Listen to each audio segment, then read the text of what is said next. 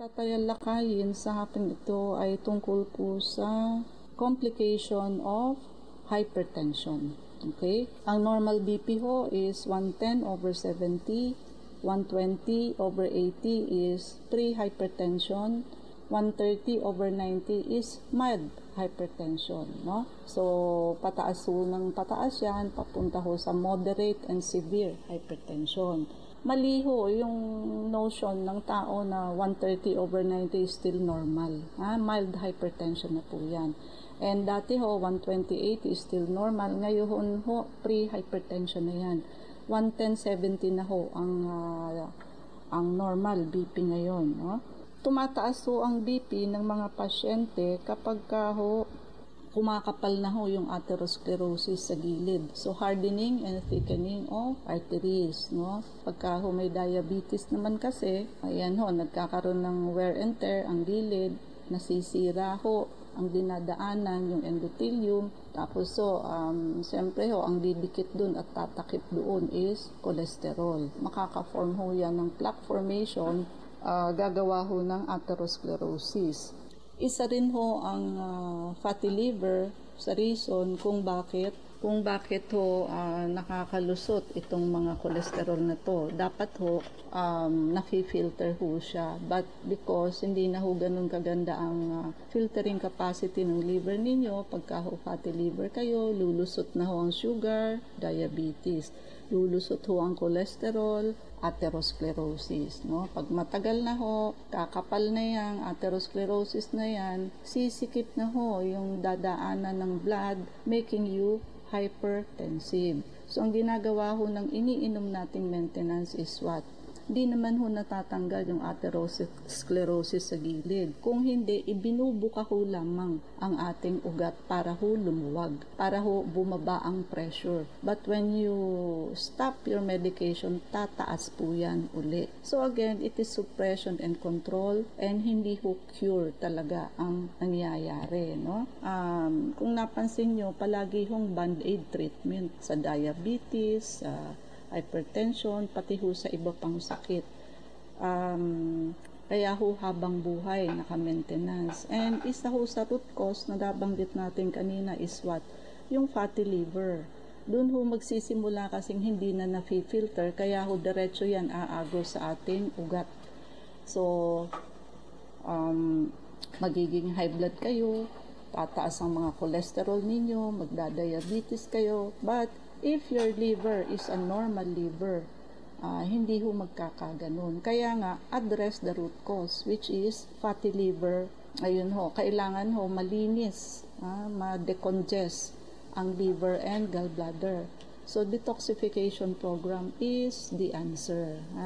So, ang fatty liver ho, puno na ho ng bato ang loob ng atay. Sa sobrang congested na po, malalaglag na ho ito sa gallbladder. So, intrahepatic stone pag nasa liver pa, then we call it gallstone pag nasa abdo na. But it is the same stone, nalaglag lang ho sa abdo. So, hindi nyo ho marireverse ang fatty liver unless you do detoxification program. So, yan ho ang missing link. Kaya ho hindi na-address ang root cause ng mga sakit. Yan ho kasi ang kadalasang hindi ginagawa at hindi alam gawin. So, available po yan sa ating clinic. Kailangan ho ma-maintain natin ang normal BP sa 110/70 or 120/80 man lamang po, no? Pagka hindi ho na-control ang BP, ito ho, mangyayari yung mga complication. So, number 1 ho is what? Heart attack and stroke. Kaya nga po, yung mga pasyente hong denial, ang dialogue nila, bakit sa bahay normal naman ang BP ko? Bakit dito mataas? Okay?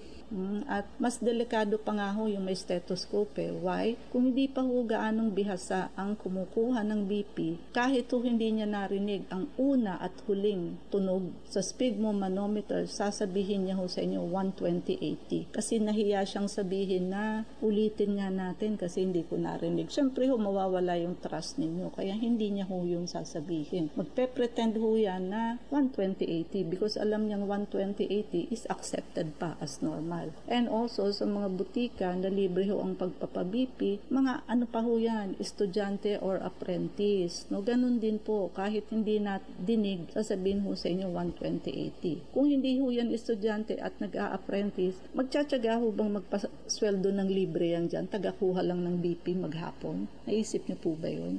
So, ang dami hong pasyente kasi namin nahuhuling ganyan, then biglang nagugulat kasi ang nakukuhang BP namin 180. Imagine niyo ho yung pasyente, candidate for stroke and heart attack kasi 180.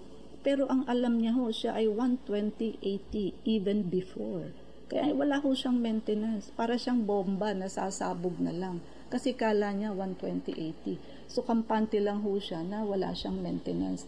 Kaya daw pala minsan, sumasakit ang batok niya at sumasakit ang ulo. So sabi ko sa kanya, sa edad niyo hong 64, alin ba ang mas kapani-paniwala? Yung mag-BP kayo ng 180 o yung mag-BP kayo ng 120/80? Ang 120/80 ho, BP yan ng mga 20 plus, 30 plus, but actually 40, 50, 60 plus, hindi na ho yan pumapalo sa 120/80. So, mas paniniwalaan ho, ang tamang BP ninyo is 180.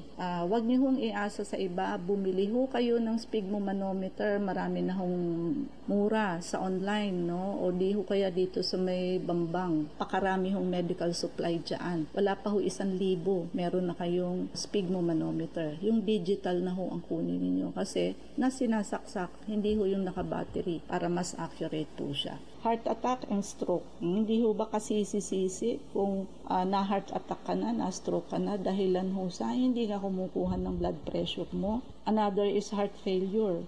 Pagka-increase ho ang workload ng puso, galing ho sa high blood, pwede hong masira ang puso. When you say heart failure, sira na ho ang puso.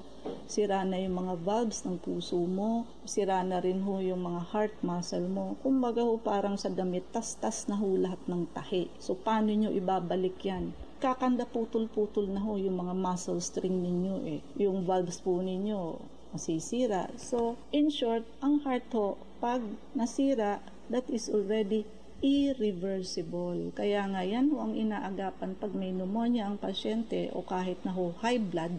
Kasi ho, pag may pneumonia ang pasyente, acute heart failure ho kasi yan. Ibig sabihin, acute, in 2 to 3 days, matagal na ang 1 week, sira na ang puso.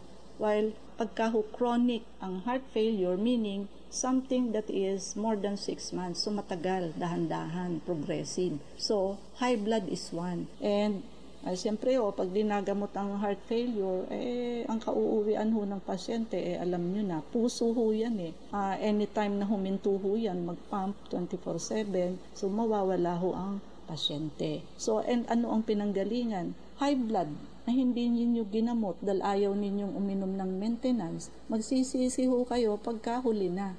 Heart failure na kayo, sasabihin nyo sa sarili nyo, sana pala ininom ko na yung maintenance ko dati. Mas marami hong nadidisgrasya sa high blood na hindi umiinom ng gamot kesa ho sa masipag uminom ng gamot. Tandaan nyo, ang mga pang high blood ho, hindi naman ho yan nakakasira ng liver and kidney. No? So, hindi ho yan ang mga gamot madaling magsira.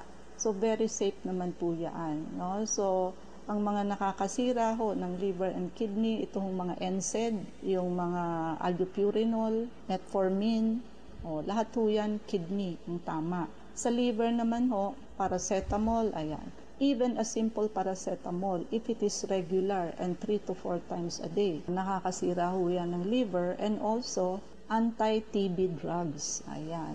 Malakas ho yan magsira ng liver. But yan ho ang basic. Yung mga iba ho, like pang high blood, pang diabetes, hindi ho siya ganun ka nakakasira ng organs. Tandaan nyo ho yan. Kaya huwag kayong matakot na uminom. If you are in doubt, then ask your doctor.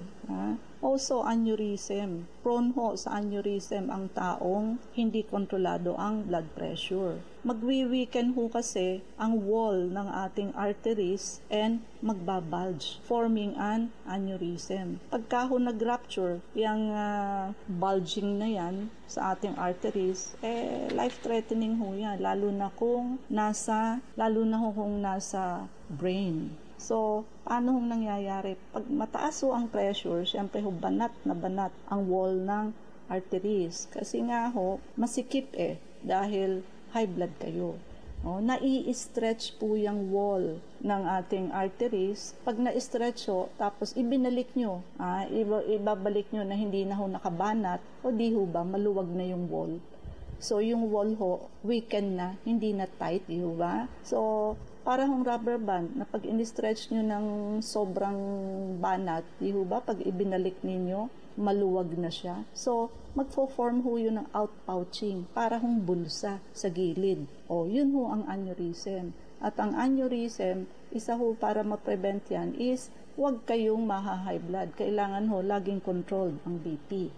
Kasi nga ho, pwede hong mag-rupture yung aneurysm na yan.